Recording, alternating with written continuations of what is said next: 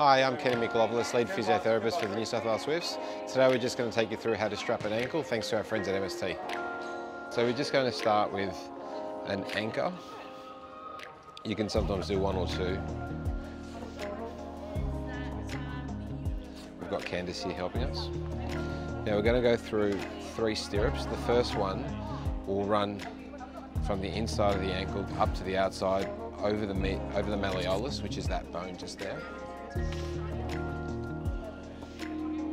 The second one will be just a third in front of it.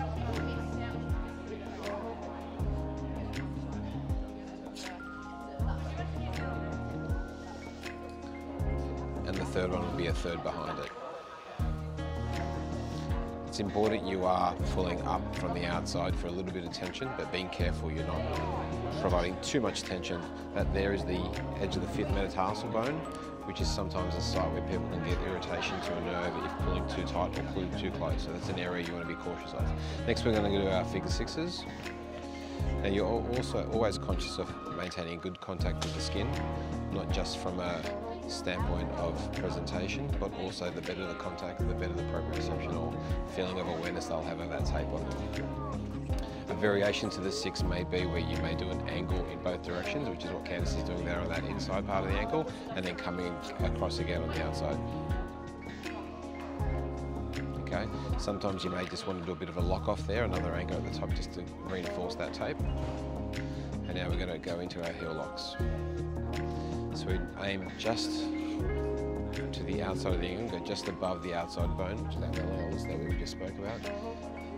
From there you lengthen the tape out, go under the heel and roll back down the outside. You can pinch the tape underneath the foot as you need to. The main area of concern is the contact point through this area here. Candice will now repeat the same thing on the other side. It's important you lay the tape out, because the last thing you want to do is provide a tourniquet, making it too tight for the athlete. We'll do the same thing going around the outside again.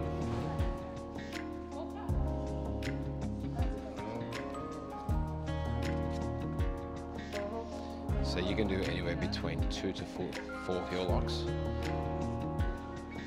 depending on how much reinforcement you want to provide for that ankle.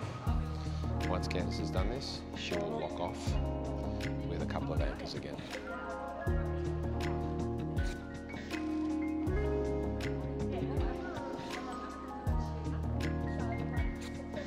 We also have hand tearable tape, which can sometimes be used as a form of reinforcing or locking in the tape. Just gives it a little bit more strength. So if there's any perspiration whilst the athlete is training, it will make sure that tape stays on well.